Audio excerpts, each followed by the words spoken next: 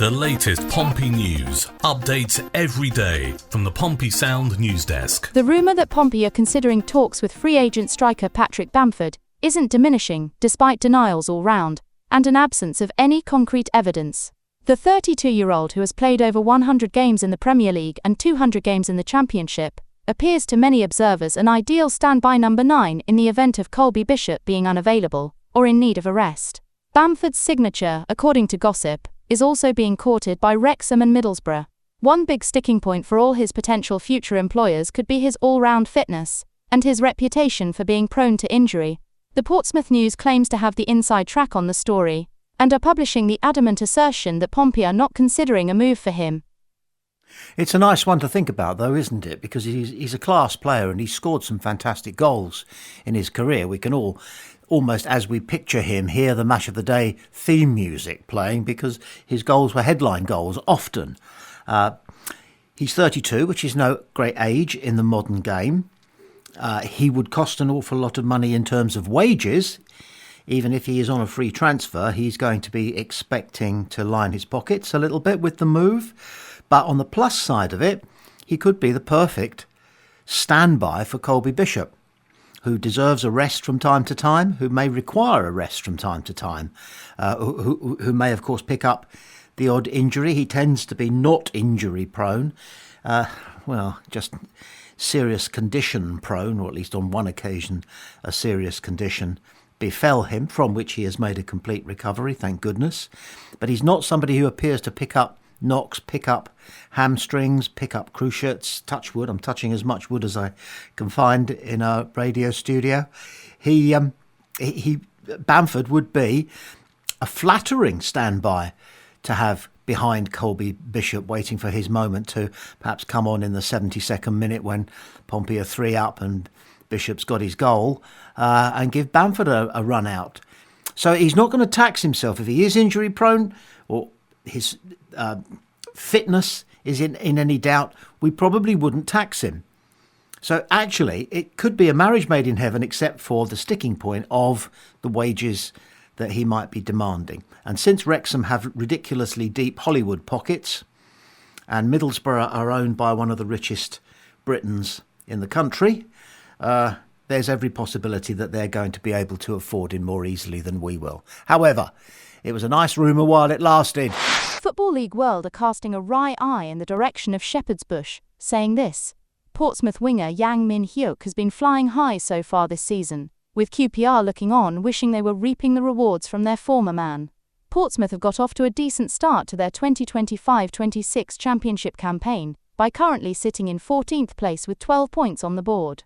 After securing championship safety in their first season back in the second tier last season since 2012, avoiding the drop by 5 points, Pompey look to progress up the table and really cement themselves in the division for years to come. Recruitment for the Hampshire side has been solid over the summer, by bringing in the likes of Connor Chaplin, John Swift, Josh Knight, and, at least off the early evidence, none more impressive than the young Spurs loanee. The 19-year-old South Korean has hit an early patch of form for his new side after completing a loan deal from Premier League giants Tottenham Hotspur. Never fall in love with a loan player, as the saying goes, but if he is to keep up his form, Pompey fans may find it hard not to. After signing on a 1-year loan deal in the summer, the South Korean winger quickly won over the hearts of the Portsmouth fans by introducing himself to Fratton Park with back-to-back goals against Watford and Middlesbrough. The 19-year-old spent last season on loan with fellow championship rivals QPR, featuring 14 times in the league where he scored 2 goals and provided 1 assist.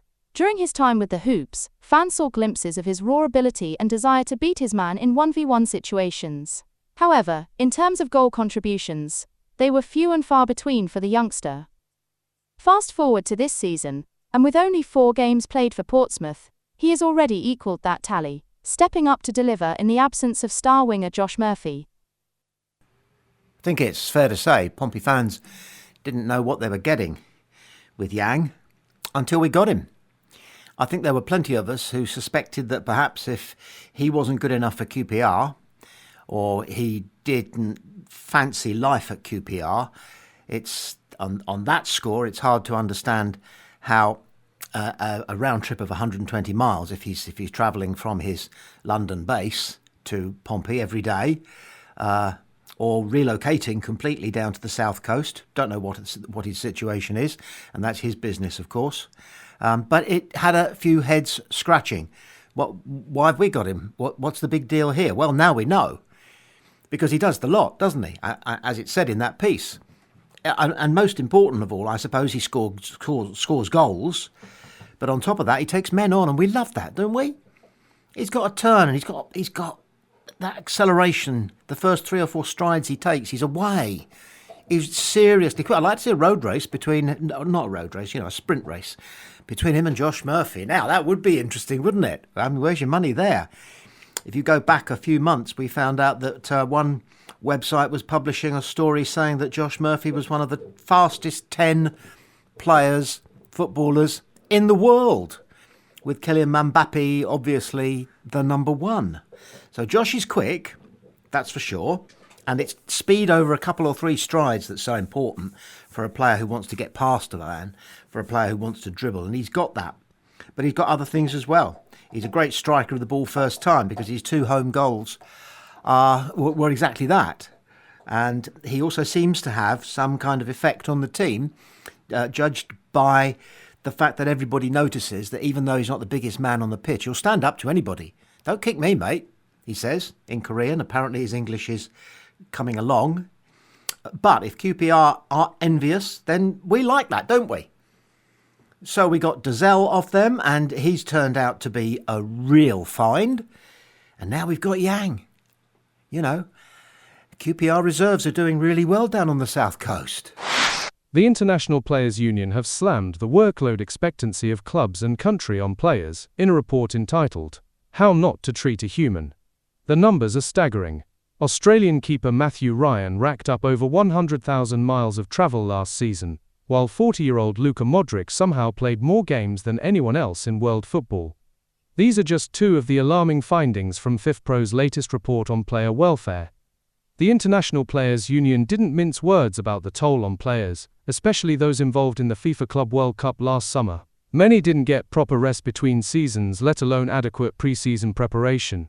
It's a perfect storm of how not to treat a human, says FIFPro's Secretary-General Alex Phillips. He points to a concerning pattern. Look at what's happening to our Ballon d'Or winners.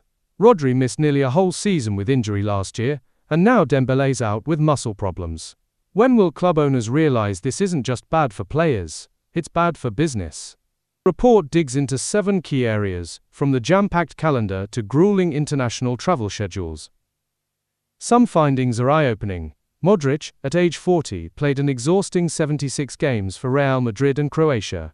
Ryan's international duties for Australia meant spending the equivalent of 9 full days just travelling. Perhaps most worrying is the trend among young players. Take Barcelona wonderkid Lamine Yamal. He's already played 130 games at just 18 years old. That's nearly triple what legends like Andres Iniesta had played at the same age. Nottingham Forest striker Chris Wood puts it in perspective. 1 or 2 seasons of 60-odd games is tough enough, but when you're hitting year 3, 4 or 5 at that level, that's when real problems start showing up. The report highlights how other sports handle player welfare much better. The NBA gives players 14 to 23 weeks off between seasons. Football? Most top players get about 3 weeks. While FIFPro sees some progress in awareness of the issue, real change remains elusive. As Forest manager Ange Postecoglou notes, players just don't get a break anymore. You need a minimum of a month off every year, and they're not getting that. The question now isn't whether this is sustainable, it's how long before something gives. So 2 things here. One, with so many Australians, and wonderful they are, in the Pompey setup, the business of air travel, air miles, and the connection between that and fatigue or enhancement of existing injuries because of the changes in atmospheric pressure in the cabin during ascent and during descent, all of these things, it could become a bigger issue for Pompey than for almost any other club. That's number 1. Number 2, and I don't want to be alarmist about this, if that's not an alarming way of putting it, but there is small talk already of the possibility of a players' strike. A players' strike because they feel that they are not being given reasonable treatment, reasonable time to recover from matches and from injuries. Now, there has been a players' strike before, and I'm afraid I'm old enough to remember it. I think it was something like 1962 or 1963 when players struck in order to improve their wages. They were paid really a very paltry amount of money, considering the amount of money that was coming into the game at the turnstiles, and most of it was going into the owners' pockets. So the players, I believe I'm right in saying, went on strike. I seem to remember it around about the Christmas time of that season. So the precedent is there. One or two cynics are pointing out that these players are paid such a lot of money that they could, if they wanted to, retire at the age of 25 or 26 and never have to work again if they have invested their money properly, which many are already beginning to do. But that's not right. Players should be able to play until they reach an age when it's appropriate for them to hang up their boots, because they can't quite do what they used to do.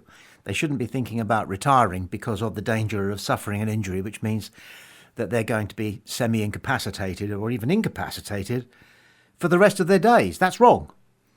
So it'll be interesting to see how this one works out. Let's hope there's no strike, and let's hope that we don't discover that, for example, Adrian Segacic's slight dip in form after he came back from his travels to Australia and then on to Auckland, was it, in New Zealand, and then back to Adelaide and then back to Gatwick or wherever, it was not connected with all that travel. But it's being highlighted here as part of a wide-ranging and hard-hitting report by FIFPro. So we'll watch that one.